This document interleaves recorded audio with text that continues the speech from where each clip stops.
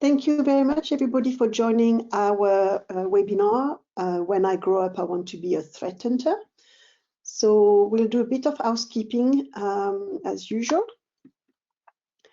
So obviously the webinar is being recorded and it will be available shortly afterwards. Please use the chat button to ask us questions. They will be answered at the end of the webinar. And if we don't have time, we will be answering the question separately. Today's speakers, so next slide, sorry. Today's speakers is Matt Ellison. If you don't know Matt, Matt is specialized in cybersecurity for over 15 years across endpoint, network, and end-user technology, and has led team in product management, product marketing, and technical sales, with previous roles at Symantec, Logarithm, and Base Systems. Matt's extensive experience has allowed him to work with numerous organizations across EMEA and APAC, helping them understand how best to address the security challenges. You can contact Matt on email or via his LinkedIn profile. So Matt, the stage is all yours now.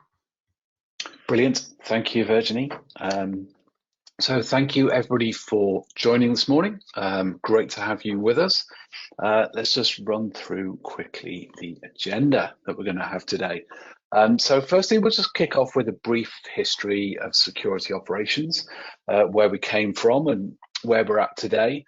And I know that might seem a bit dull, but it does play into where we're going to talk to. So yeah, where are we now?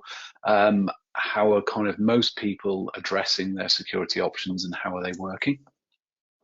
We're then going to talk a little bit about what threat hunters do differently, because one of the questions we get asked about a lot is, what is the difference between, or how do you define threat hunting, and what is it, and how is it different from what you might be doing already? The next obvious one is then, where do I start? Because for most people, that process of moving towards an approach where you start to take threat hunting in on a daily basis can be a bit of a challenge. So we'll talk about that. And then some final thoughts around where we're at and a few other bits and pieces. And then we'll have some time for Q&A at the end. So yeah, as Virginie said, please do drop any questions that you have into the chat window and we will get to them at the end. Okay, so just to kick off with a bit of a brief history of security operations. So first of all, we're going to look at the timeline of where we came from in terms of security operations centers. So back in the 70s, or the 1970s, a handful of governments started centralizing their military communication operations. And then over time, this started to spread to other public organizations. So the railways was a good example of where they started to bring together their communications into a centralized location, managing train timetables and things like that. And then over the 80s, this grew where larger commercial organizations also started to adopt similar approaches where they were centralizing more and more of what they did, and the autonomy that regional offices used to have really started to move towards a central location as people introduced more and more IT systems and computer systems that could actually deal with the volumes of information that was involved. Then as we get into the 90s, this is where really network operations centers really became very common. Obviously the 90s was the time that PCs really started to take off. People had them in their homes. Almost everybody had one on their desk, but they were still very much individual devices. You might have one or two that were connected to modems that would dial up for specific things, but the internet was still in its very early stages and was certainly not a common thing. But certainly with systems outside of PCs, you might have things like mainframes, AS400s, those kind of devices where people would have terminals and the like, and you had those operation centers that would run the IT, both networked and standalone. Obviously, then we go into the 2000s, the internet becomes normalized, the likes of broadband, everybody having laptops, the early days of Wi-Fi starting to come in. And those network operation centers, as a result of the likes of firewalls and things like that were introduced, they eventually transition into security operation centers. And they start to include other aspects such as penetration testing, making sure things meet compliance and other standards. So at this stage, that's pretty common. Nowadays, we are used to security operation centers. Really, all but the smallest companies will have some kind of security operations center, some kind of IT team, whether those responsibilities are formally recognized as a security operations center or it's just relating to a team of people's responsibilities. But it's kind of pretty common. Now, they take many different forms. A lot of those smaller organizations will outsource their security operations, or they'll have people managing them, maybe on site, or they'll purchase a service, so a managed detection and response service. So lots of different mechanisms for that to be done. And then the other thing that we started to see off the back of that was that people start to switch from that traditional defensive approach that we saw in the 2000s, where you put firewalls in place and you deployed antivirus software across all your machines, to more of a detection-based approach. So it's becoming much more common to monitor the detections that come in from the various tools that people have deployed. And that's where most organizations are at the moment. So looking at the functional approach of security, we'll just dig into that a little bit further. Again, going back to the 90s when we had those early stages, viruses, hackers, fairly benign. Security is something of a novelty. Most of the viruses don't really tend to have much impact because machines aren't networked. There's no merit to that kind of thing. It tends to be what we would refer to now as things like script kiddies, stuff like that. But security was starting to be understood. I'm sure everyone, even if you don't remember it, you're aware of the kind of the early days of antivirus, where floppy disks would be posted out to people once every few months, and they would update their antivirus, and away you'd go. The mechanisms are very different. People understood that it was likely to be floppy disks that would contain a virus and it would spread through that mechanism.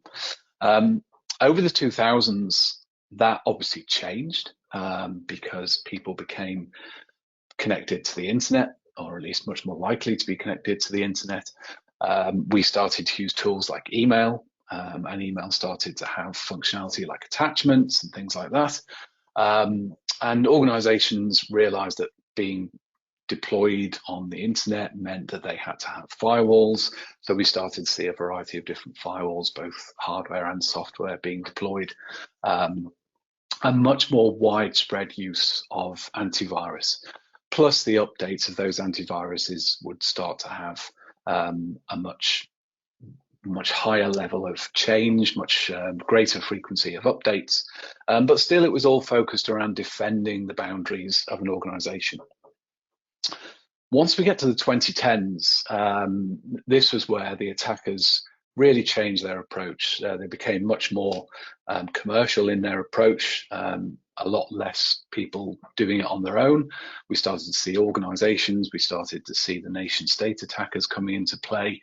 So that sophistication really does increase dramatically. Now, at this stage, we're starting to talk about asymmetric warfare. The SOCs are unable to plug every hole. It's just impossible. The attackers only need to find one way into the organization, and the defenders have to try and find all of those holes, and it becomes largely impossible. So that's where we start to see the detection-based approach. You start to see advertising around things like "they will get in," and other kind of taglines that companies would use, just to help people understand that trying to defend all of your boundaries, trying to plug all of those holes, is really a virtual impossibility for all but the simplest networks. And companies tried various different things. I can remember attending a presentation where the presenter was talking about how he went around all of their computers carrying a hot glue gun and literally squirted hot glue into every USB port on every machine throughout the organization, every laptop. And that was one of their defense mechanisms to try and protect against viruses coming into the organization. So clearly things needed to change. It's not feasible for large commercial organizations to go around with hot glue guns gluing up USB ports. So as that goes forward, apologies, that's an error on there. We should be seeing the 2015s plus. So when we get to that stage of pretty much where we are now, things are a lot more common. And we see those other things transitioning, we get that detection-based approach. So SOCs now are really overwhelmed with the alerts. That's one of the big challenges that we're seeing. Staff are burning out. They're struggling with the volume of alerts that they're facing on a daily basis. We've seen recently CISOs are facing arrest for those breaches.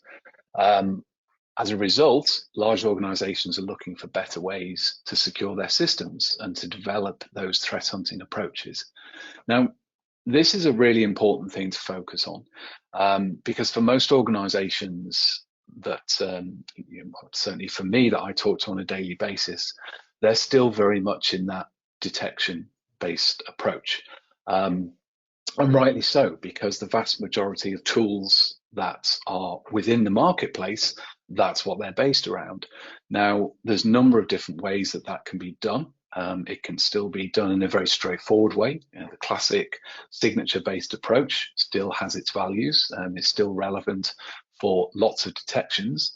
But we're starting to see a lot more in terms of artificial intelligence, ML, all of these other tools that are coming in that make promises of a much more automated process to decide which detections are more important, to decide which detections are more relevant.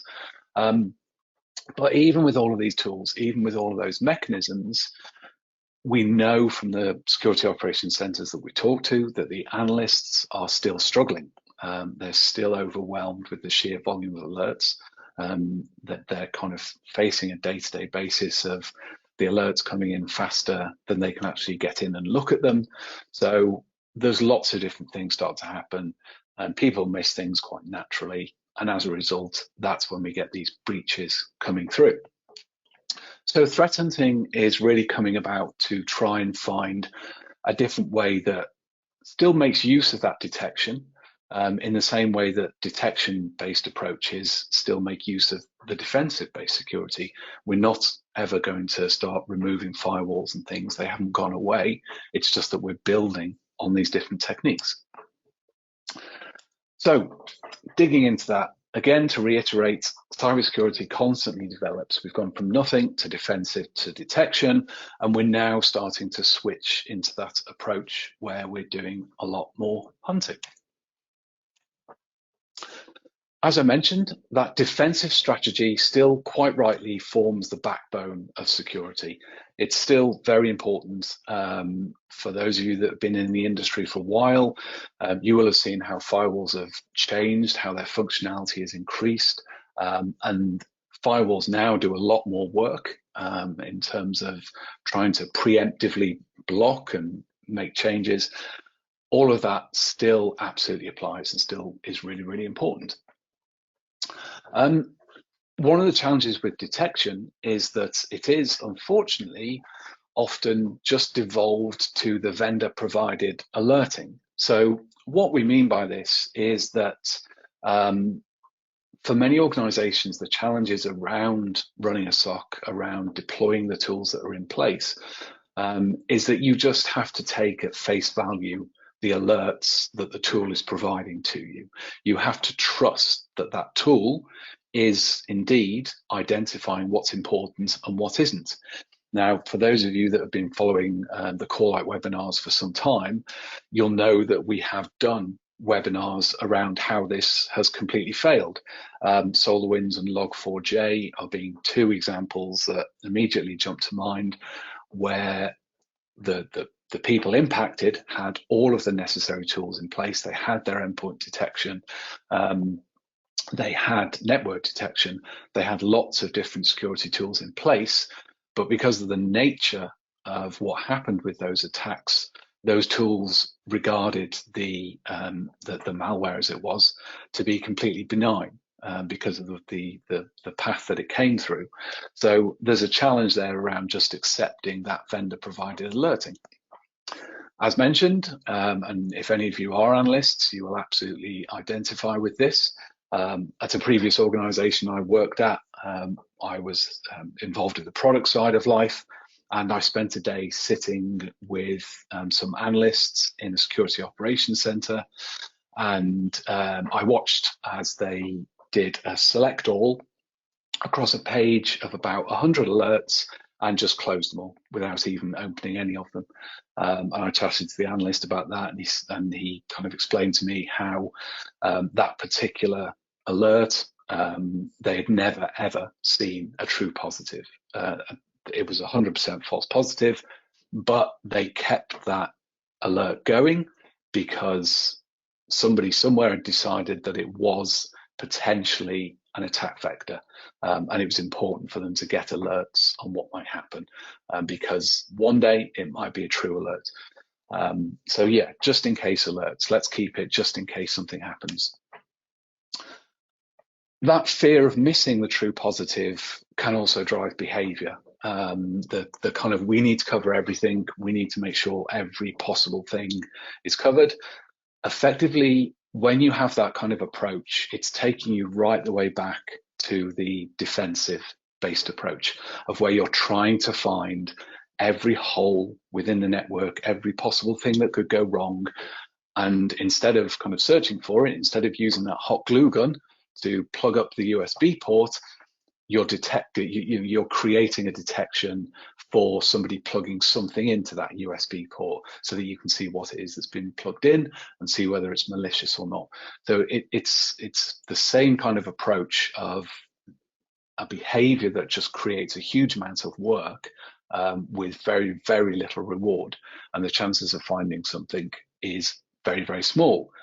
But when you've got a situation where CISOs are being arrested because there's a breach and companies are having to pay huge fines, then it's not a surprise that people are being driven towards this behavior of trying to identify every single thing that's happening because they feel they have to spot the true positives, because we all know that at some point somebody will get in.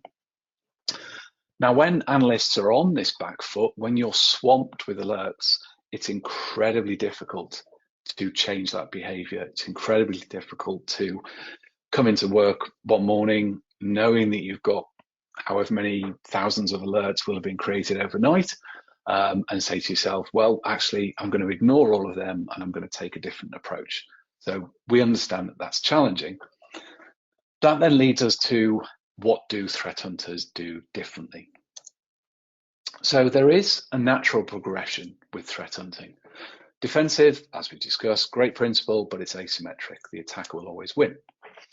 With detection, there is that acceptance that, yeah, we're acknowledging that the attackers will get in. We're acknowledging that we can't completely seal our defense, but there's those hundreds of thousands of things to watch. So when you're trying to watch everything, you're going to get those extreme false positive rates.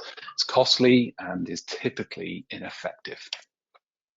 So that then leads us to threat hunting. Where is that different? Why is that different? Well, we will walk through an example of why it's different and how an organization used threat hunting to be very effective. But in a nutshell, we're talking about applying knowledge and experience so we can proactively search for signals and detection, but on your terms as an analyst or as an organization. So, sector certs, let's talk through how they had a different approach and how they use threat hunting to protect their organizations. So SectorCert monitors the critical infrastructure of Denmark, and they have a network of about 270 sensors, they're call-out sensors across Denmark's critical infrastructure. This is all available on the web. They wrote a complete report, so all of this information has been extracted from the report that SectorCert produced, outlining their approach. So if you want to dig into this, if you want to read it in more detail, that's all available. Just search for SectorCert. I can't remember what the title is, but if you need it, we can get that to you, not a problem. So on the 25th of April, Zyxel, however you want to pronounce it, they announced a vulnerability in their firewalls. Now, SectorCert knew that they had quite a number of these particular firewalls within their organization. They were a popular choice, very cost effective, and SectorCert knew from work that they'd previously done in terms of mapping the devices across the critical infrastructure and understanding the organizations they were monitoring, that yes, there were quite a number of those devices out there. So the first thing that SectorCert did was they issued notifications to all of the organizations that they are involved in protecting, letting them know that this vulnerability had been announced, and that they were going to be starting to see what was happening, and that they would require the support from those organizations should something happen down the road. So the first thing that SectorCert did was they started to threat hunt using data from their sensor network. So using the sensor network, they knew where they had those firewalls. So they started to monitor more closely what was going on with those firewalls. So this isn't just kind of looking at the alerts from those firewalls, because they knew there was going to be a vulnerability. They knew that that would lead likely to some kind of zero-day attack. And there wouldn't be a signature, there wouldn't necessarily be an alert. So it's where you start to look for changes, you start to look for things that are different. So they start to monitor more closely what's going on with their firewalls, what's happening back and forth, and the information that they're being provided with. So on the 11th of May, through their sensors, they observed a highly focused attack on 16 of their companies. They declared a major incident, and over the period of that day, every compromised organization was secured. Now, this wasn't a kind of defensive, protective type thing. Those attacks that happened did compromise the organizations. The attackers used the vulnerability to get through and to get into the organization. But because SectorCert was monitoring specifically those firewalls, they were able to see that happening pretty much in real time, and they were able to get those companies to do a variety of different things to ensure that they were protected and that they were secured. And that ranged from switching to different systems to actually turning off firewalls. And there was at least one organization that had to go completely offline to ensure that the attack wasn't going any further. But the important thing was that the compromised organizations were secured. On the 22nd of May, there was then a further series of attacks. In each of these cases, SectorCert were able to inform the company concerned and let them know what was happening and help them make choices to ensure that they were protected. Interestingly, on the 25th of May, they managed to obtain from their sensor data that there were 2 single packet instances of communication to Sandworm, the hacking group. By the 30th of May, the exploits had been made publicly available, and at that point, the attacks against Danish infrastructure absolutely exploded. So they completely and utterly went through the roof, and they were swamped with those kind of attacks. But at that stage, they had no successful compromises at all, because all of their infrastructure had been patched, or there were some devices that couldn't be patched, and they had been completely replaced with new devices.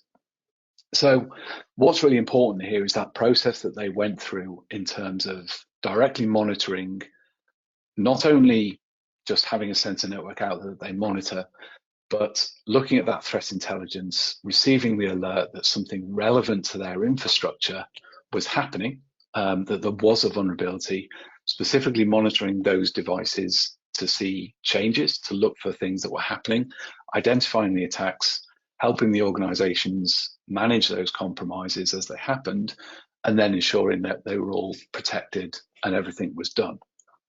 So everything worked very, very successfully for them. So yeah, looking for the impact of a known vulnerability, also looking for the impact of unknown vulnerabilities. They identified several novel zero-day attacks as a result. The impact was minimal, and in all cases, they did identify the attacks immediately. The key thing was that Sector Cert were in control. For one organization, as part of their work, they actually identified an unknown firewall that had been installed by a security camera solution that they deployed. They'd had an extra firewall put in, and they didn't even know it was there. Nobody was patching it or updating it. So they identified that within the network. So when we start to talk about how we're doing this for ourselves, how we do it for organizations, it's all very well to hear that other people are doing it, and clearly the kind of organization that's monitoring 270 sensors across an entire country is of typically a pretty different scale from most organizations. So when we're looking where we can start as individual organizations, let's dig into how that really applies. So we've put this down as the 3 M's. So the first one is mystery. I just don't know how to be a threat hunter. It sounds really cool. It's used in marketing. There's all kinds of stuff that goes on.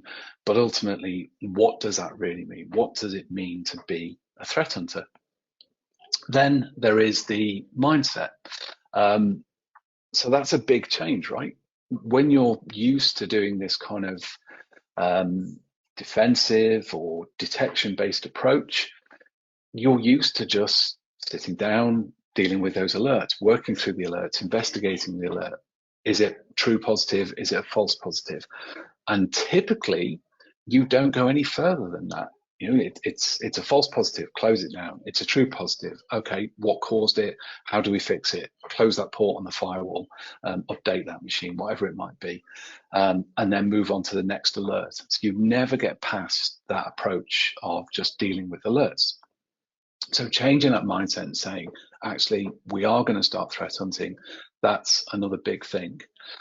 And then there's the actual maneuvers. So when you are threat hunting, what does it mean? How do you report back the effectiveness of it?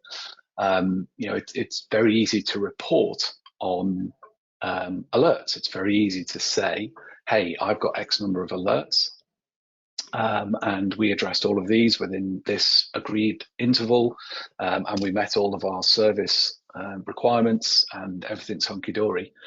When you're threat hunting, that's very different. There aren't any hard and fast measures. You're looking at things differently. You're reaching out across your network, exploring different theses of what you're going to do. So let's dig into these a little bit more and work out exactly how you might be able to do this. So starting with mystery, I don't know how to be a threat hunter.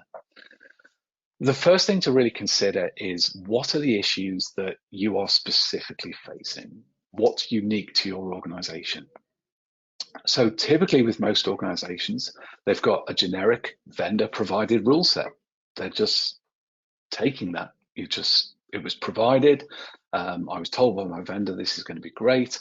Maybe there's some functionality you can turn on or turn off. Maybe there's subsets that you can turn on or turn off. But certainly for us at Corelight, we have those very similar rule sets, and you can turn them on or off as you wish. And we often have that challenge when we're doing a POV with a customer. We'll deploy the kit, they'll go in and get started, and we come back to them a few days later, and they have turned on every single rule. They've just gone through every single switch, not knowing what half of them are, but just turned it on. Because again, we're talking about that mentality of, well, I'm being attacked from all angles, so surely I need to monitor from all angles. So yeah, that's a very classic approach. This, of course, leads to a very high false positive rate, because if you don't know what you're turning on, and you're just turning on things that either don't really apply to your organization or certainly aren't tuned for your organization, then almost inevitably you're going to generate a very high false positive rate. Like I mentioned earlier, the alerts that just have a 100% false positive rate or a 99% false positive rate, that's not unusual. People just accept incredibly high false positive rates because there's one or a few, sometimes none, true positives that's kind of justify the very high volume of false positives. That then leads to this everything everywhere all at once approach. You're trying to monitor everything that's happening everywhere, and you're trying to check it all at once. So it's a huge problem.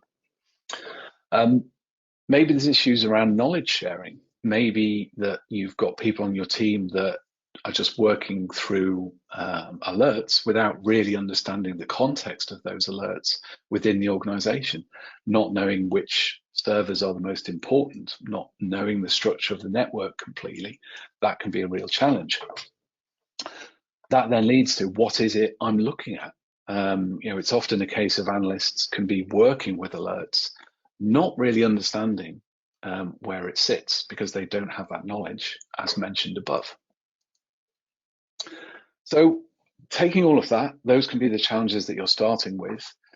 There's then a mindset change that needs to take place where you can make that decision that, okay, we're going to start with some threat hunting. Now, there are simple remedial steps that can be taken that really help to get things going in the early stages. Clearly, with everything, this isn't a, let's jump straight into it, let's abandon what we've got in place, and let's just all start doing threat hunting. That's clearly not going to work, and will be a very high risk approach to take. But certainly, one of the things that can really help is turning off those high false positive detections. Now, I'm sure that there's people here, or certainly I've dealt with customers previously, where you say that and they look at you as if you are absolutely crazy. It's kind of, well, no, we can't. I totally get it that it's firing with a very high false positive rate, but we can't turn it off because we could get a true positive. But imagine if that was the other way around. Imagine if you had the ability where you could say, okay, instead of looking at 2,000 false positives a day, imagine if I could search once every couple of hours just to see if there was a true positive. Turn it on its head, do something a little bit differently. What would it be that would make it a true positive over the false positive?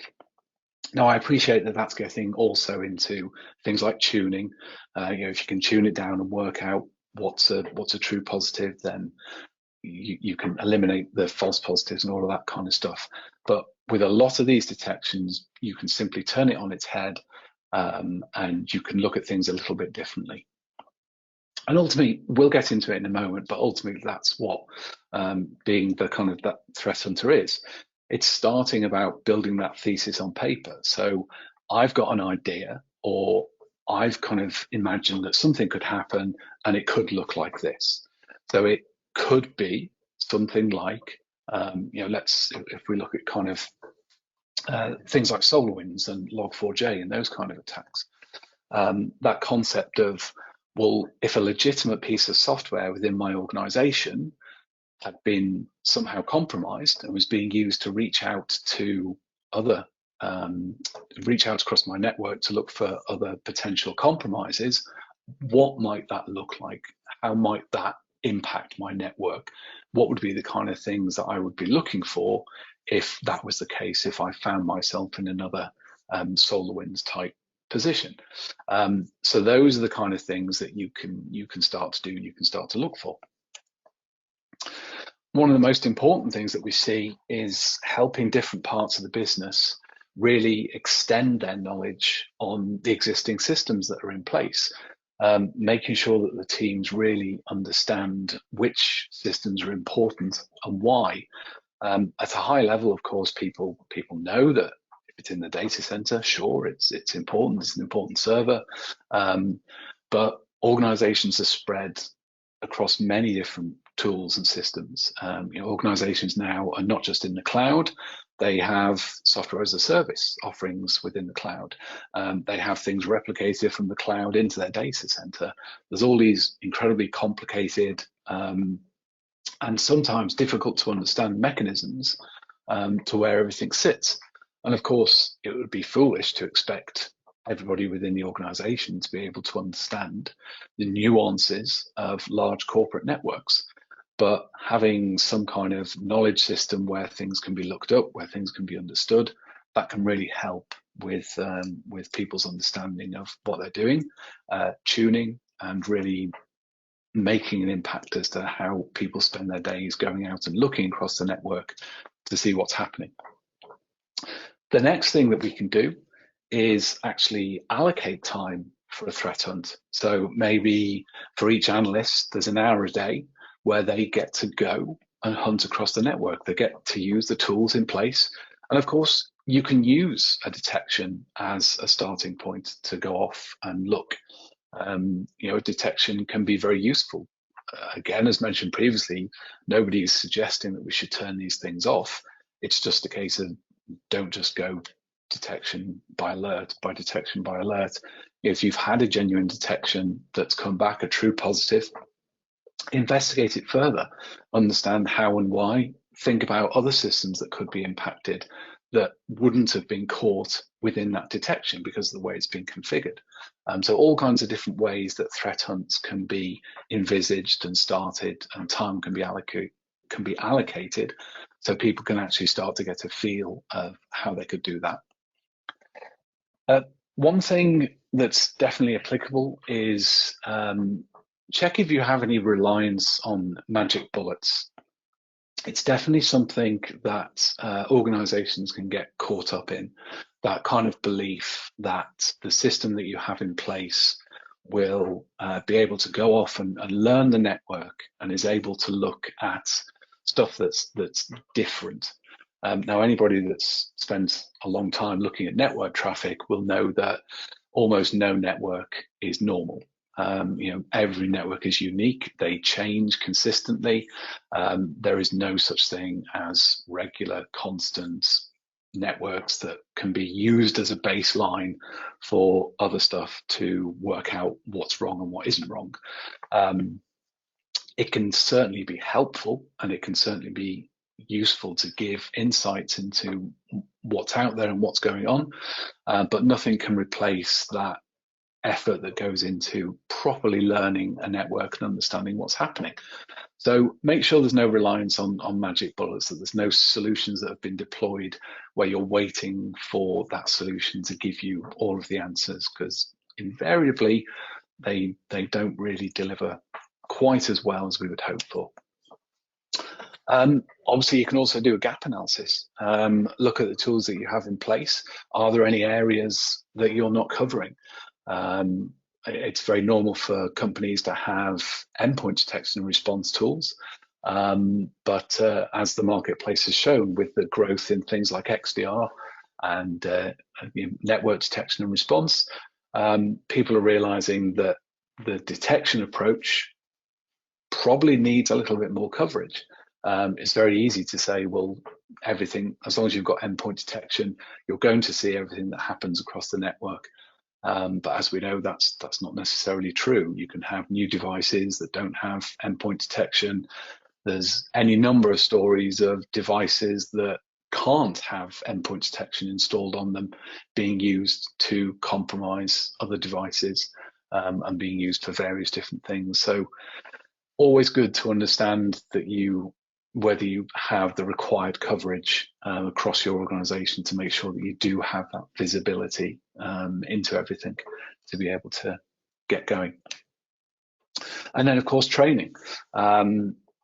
Are all of your analysts fully trained? Are they skilled? Are they getting the opportunity to be able to do more and to work more? Or are they too caught up in trying to chase down the high number of alerts that are coming in? So it sounds obvious, but can be challenging for organizations, for people that want to develop more and move further on. Okay, so you've got past that kind of starting stage. You're starting to put things in place. So now we're looking at the maneuvers, the I am a threat hunter. So this is where the SOC thinks and behaves like a threat hunter for some or all of the day. Now, for those of you that have heard call-out presentations before, we talk about the elite defenders. And this is basically how an elite defender behaves. So the very large organizations that we deal with, that's really, these are the kind of organizations that discovered the likes of SolarWinds and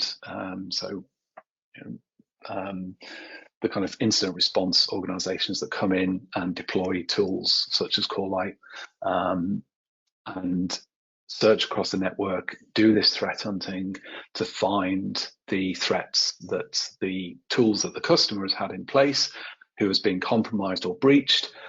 Those tools haven't been able to find them, or if they have found them, the analysts haven't been able to get the information out to understand what happened at the compromise to avoid having the breach.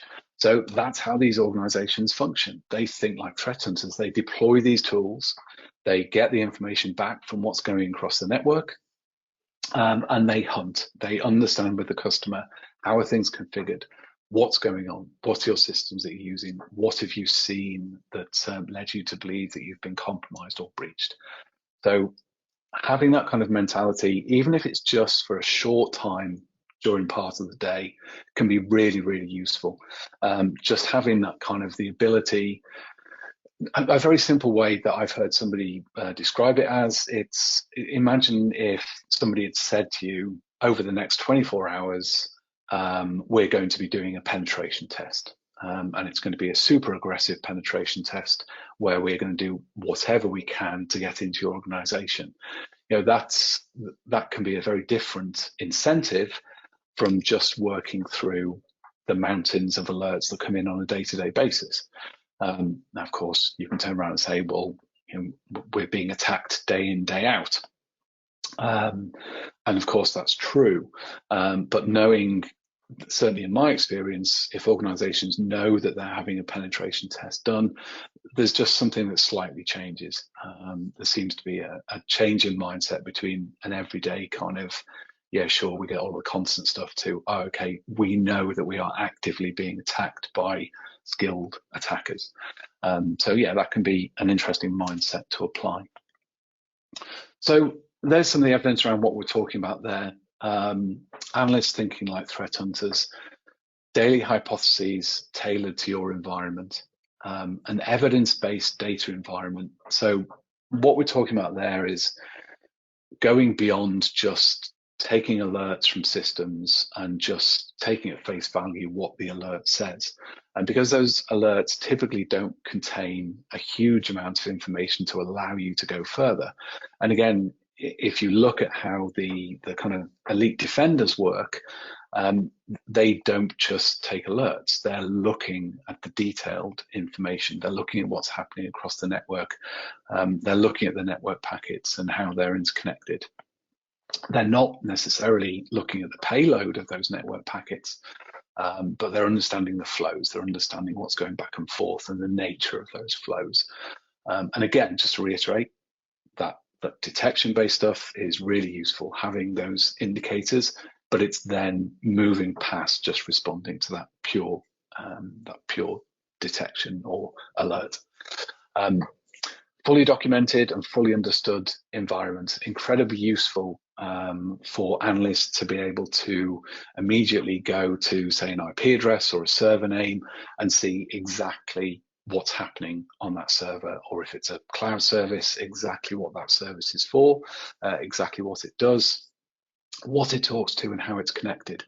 So that detail around your environment can be incredibly valuable. And of course, this is all a virtuous circle. So the more you understand about the network, the more you understand the interconnectivity of all your devices and your different networks and all the rest of it, the more you're then able to perform those threat hunts, the more you're able to make those threat hunts more specific to certain devices or certain services. And the greater the value that you get in terms of that day-to-day understanding of what happens. and seeing something that might be different. And of course, one of the things that we haven't really covered here is if we go back to the sector cert instance, we tie in things like threat intelligence, that awareness of what's happening out there, seeing something that's relevant to your organization or for your infrastructure, knowing that there's that impact in terms of that threat intelligence applying to your brand of devices that you've deployed will really change the focus of those threat hunts. It suddenly makes everything very real and very valuable.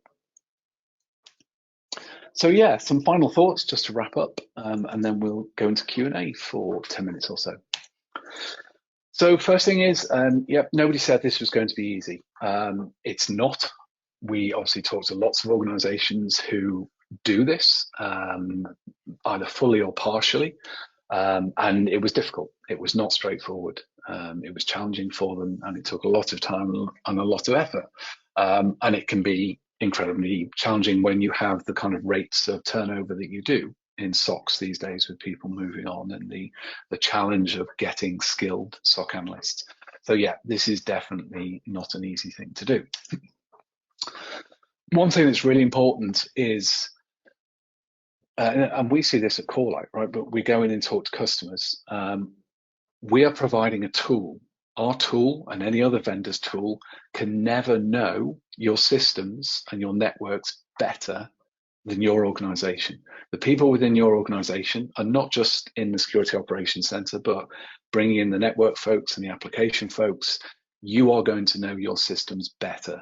A vendor cannot come in with a tool that's going to magically be able to learn your infrastructure, what's important and what's not important, and what would have the impact. So bear that in mind when you're looking at doing this. Despite what marketing slides and marketing presentations and YouTube videos and all the rest of it might say, there's no magic bullets. If there was a magic bullet, if somebody had genuinely found the system that could scan your infrastructure and could work out magically anything that was bad that came into your organization, then they would have sewn up the entire security market by now. Everybody would have purchased it, and the rest of us would all be out of a job. The simple fact is that there isn't a magic tool that can do all of this. There are no magic bullets. Companies have still been breached despite having all of these super cool AI-based tools in place, because the attackers have found other ways to get past them.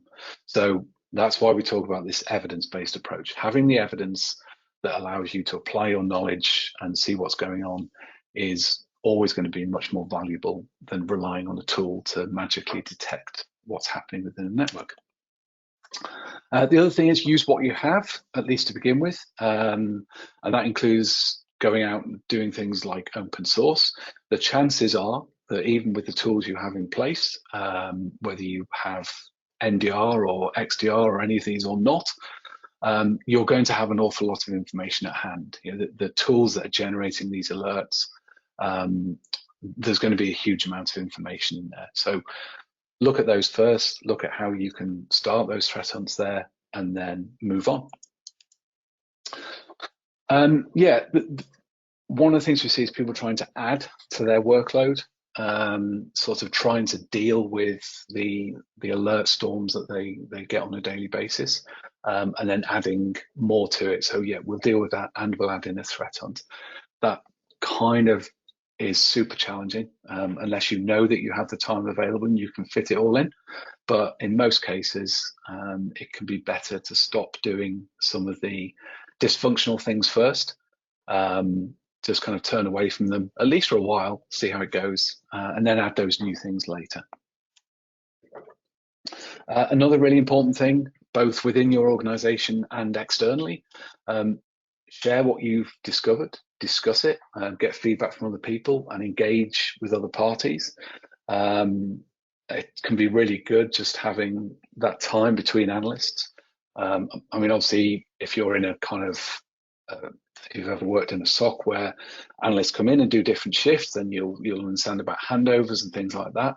But any opportunity to have a richer discussion about doing a threat hunt, what you found, the output that came out of it, things that you might have discovered as a result that can be passed on and shared, that can be built into helping tune existing detections, whatever it might be. Just having all of that knowledge share can be incredibly useful. So very quickly, some stuff there about Corelight. If you haven't come across us previously and you're new to the Corelight webinars, we are the custodians of the open source tool Zeek, probably one of the most important things. We've been looking after that for coming up to 30 years now. Zeek has been in existence for coming up to 30 years. We've been looking after it for quite a few years now. So our role is very much about making sure that the open source Zeek is available and valid. We are deployed by some of the largest enterprises and government agencies. So just to give two examples, both CrowdStrike and Mandiant use Corelight as their instant response network detection tool. But there are plenty of others. Those are just two that have publicly gone on record saying that. And there you go, headquartered in San Francisco. So yeah, kind of roughly, sorry, went on a bit longer than expected. 7 or so minutes for questions. So Virginie. Thank you very much, Matt, for your presentation. I do have questions. In your opinion, what is the best way to transition from a SOC analyst role to a threat hunter? Any particular concepts one can focus on learning, studying, like network and packet analysis, or malware analysis, etc.? So 2 questions in one. Yeah, that's a great question, because that's one of the things that we come across quite frequently. Now, if you're an analyst, you'll often be faced with that concept of having to look at PCAPs, having to extract the information, going into Wireshark, doing the sort of packet analysis, extracting the executable, dropping the executable into some kind of sandbox to see what happens. And of course, all of that is really, really important stuff. But often with the threat hunting, that can take place at a slightly higher level. So I think that the important thing with threat hunting, before you get down to that kind of packet analysis level, is the understanding around what could be happening in your network. So the transition often starts with making sure that you're confident that you understand how your network's structured, the normal things that go on. Now, I don't want to make this as some kind of blanket thing, but yeah, when we do talk to organizations, it's amazing how many analysts, especially if they're more junior and they haven't been there so long, they're just dealing with alerts with no context. So, it's amazing how they can be doing the same thing day in, day out, because they're never able to build that knowledge of, at the very high level, they can go, yeah, bush, there's the information I need to know that that's a false positive, or that this is something that I could take further. So as highlighted previously, sometimes just stopping, taking stock of what's going on, and then thinking of what could be happening on my network. What would be an interesting thing that, based on what I know and what I see on a day-to-day basis, I probably wouldn't see. And the interesting point to start from, as I mentioned earlier, just as an example, is the SolarWinds, the Log4j, and there's been others since then. If there was a legitimate application that was never going to get picked up by my endpoint detection, was never going to be identified as a piece of malware, if I dropped it into a sandbox, I'm never going to have to do the packet analysis. What would it look like? How would I know that was going on? Because that's a really valid question, and that's something that has had to be solved previously and continues to have to be done, because legitimate applications are being compromised, and you get those kind of attacks. So yeah, anything like that, just stepping out of the normal alert-based drudge is a step in the right direction. Thanks, Matt. There's another question. What type of sensor use sector set? Something similar with Zik? Yes, they were core light sensors, so they had Zeek on, definitely. Yes, they were deployed at a whole variety of different locations. Obviously, there's 270 out there. But yes, in essence, what they were dealing with was the Zeek data. That's what they used. Should we take another question? Certainly can. 3 minutes left. Okay. Isn't threat hunting just looking at certain alerts and picking the more important ones? Yeah, that's an interesting way of looking at it. It isn't, but again, that can be a good place to start. As I mentioned earlier, it's very easy to imagine that, if you have a detection-based system in place and the highest scoring alerts are where you need to be looking, then clearly that's a great starting point, and that's something that you should be doing. The thing is, it's going beyond that. It's looking at that alert and thinking, okay, where's this come from? Why is it triggered? How would it play out across my network? What could be the potential impact? Now, obviously, the higher scoring ones will tend to get the most attention, and people will often have that kind of tuning mentality where they'll think to themselves, okay, I've had a high alert. It turned out to be a false positive. Is there anything I could do to tune that out, to drop that false positive, to make sure I only get the important true positives? And that kind of approach, you're halfway towards that threat hunting mindset, if you like. It's that approach of, okay, I've got this alert. This time it was a false positive, or this time it's a true positive. I mean, true positive is a little bit different because you've got something tangible and you can go off and investigate it and solve it and work out what happened. But with a false positive, it can be more interesting to extend that out, think about it, and where could that take you if you were to explore it further. So yes, a great starting point to start with those high impact alerts, and go from there. Thank you, Matt. I think we top of the hours. We have a webinar on the 23rd of April, sorry.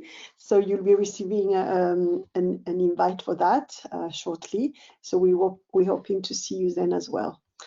Thank you very much, Matt, and have a good day, everybody. Thanks, Virginie. Thanks, bye-bye.